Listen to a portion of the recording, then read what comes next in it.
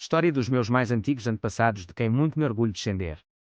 25 de agosto de 1091. Morre, em Coimbra, Dom Fernando Davides, Conde de Coimbra, meu 31º avô, 15 vezes meu avô, nobre cavaleiro moçárabe, primeiro governador de Toledo, amigo e companheiro de Rodrigo Dias de Vivar, El Cid Campeador, acompanhou Fernando I, o Magno, rei de Leão e Castela, na reconquista de Coimbra.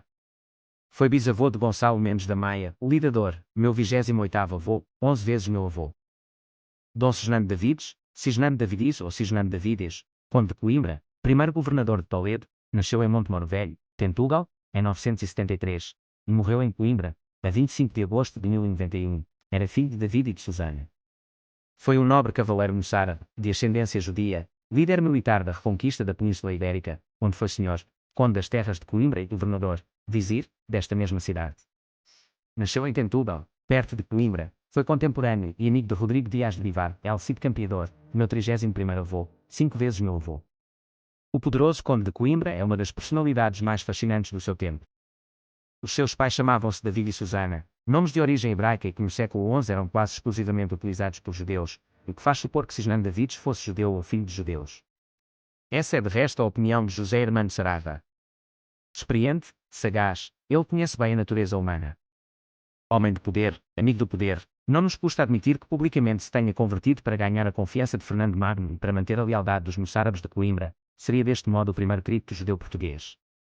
A opção mostrou-se correta, pois governaria como um rei todo o centro de Portugal, até ao último dos seus dias, em 25 de agosto de 1091. Governando como um rei até ao último dos seus dias, e não tendo um filho para lhe suceder, Cisnando tentou impor no trono condal, seu bem.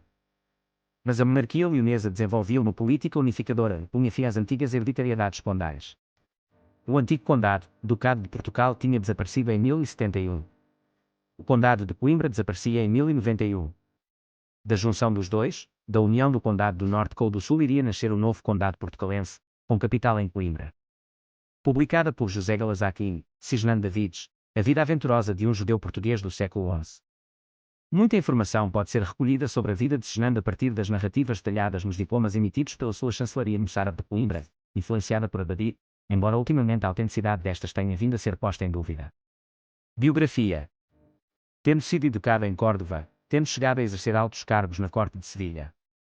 Terá sido ele quem convenceu Fernando I, o Magno, rei de Castela e Leão, meu 29º avô, 13 vezes meu avô, a reconquistar Coimbra, acontecimento ocorrido em 25 de julho de 1064. Cidade erigida em sede do Condado de Coimbrão, cujo governo foi concedido por este soberano, possivelmente devido aos serviços prestados ao rei, visto que esteve presente no conflito armado, sendo chamado nos documentos por Pôncio Alvazil, vizir.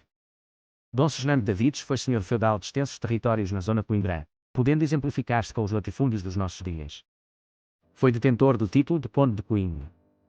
Fernando Davides manteve os seus domínios que estendeu por todo o vale do rio Mondego, mantendo, graças à sua origem moçárabe, a paz com as taifas muçulmanas mais a sul. Foi o responsável pela construção ou reconstrução de diversos castelos, entre os quais se destacam o de Castelo de Coimbra, o Castelo da Lousã, o Castelo de Montemor Velho, o Castelo de Penacova e o Castelo de Penela. Manteve-se, tanto quanto possível, sempre separado da influência do condado portucalense, tal como se procurou manter independente das casas nobres do norte de Portugal. Tendo governado até cerca de 1091, foi o responsável não apenas pela pacificação e defesa do território, mas principalmente pela sua reorganização, tornando Coimbra um centro florescente, onde a cultura moçárabe viria a conhecer o seu apogeu.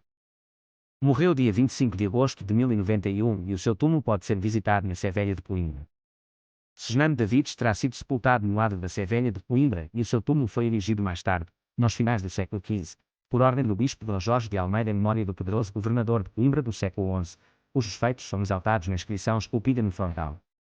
A arca alberga os seus ossos, bem como as cinzas de um seu sobrinho Pedro que morreu na juventude, conforme a inscrição. Aqui jaz um que em outro tempo foi grande barão sabedor e muito eloquente à bondade e rico e ag, ora, e pequena cinza encarada em este momento com ele jaz um seu sobrinho dos quais H.U. era J. velho e outro Maceu, e o nome do tio Fernando e Pedro A.U. e a nome sobrinho. Última campanha e morte. A 15 de março de 1087, Cisnando Davides ditou um testamento, in por simple, por ocasião da sua partida para uma campanha com Afonso VI de Castela contra Yusuf ibn Taslim, o general almorávida. Cisnando Davides morreu a 25 de agosto de 1091, após mais de 20 anos de governo semi-independente em Coimbra. Foi sepultado na Sé Velha de Coimbra, sendo sucedido pelo genro Dom Martim Muniz de Montemor. O Conselho de Coimbra desapareceu como feudo autónomo em 1093, tendo sido integrado no segundo Condado de Portugal no momento da sua restauração em 1095 sob o reinado de Dom Henrique da Borgonha. Família e descendência. Seznano Davides casou com Dona Loba Orovélia de Nunes, filha de Dom Nuno Mendes, conde de Portugal, o derradeiro conde de Portugal descendente da família de Vímara Pérez, e de Dona Bonsinha, condessa de Portugal de quem teve. Dona Unisque Seznanes, casou com Dom Gonçalo Trastamires, segundo senhor da Maia, meus 30 avós, 15 vezes meus avós. Dona Elvira Seznanes, casou com Dom Martim Muniz, da família de Ribador, filho de Múnio Fromarix e Dona Elvira Gondesentes, sucedeu a seu sogro Dom Seznano Davides no governo do Condado de Coimbra. Também foi governador de Arouca em 1094, e talvez de Lamé. Dom Martins esteve em Valência na corte de El Cid e em 1111 na corte do Afonso I de Aragão contra a rainha Urraca de Leão.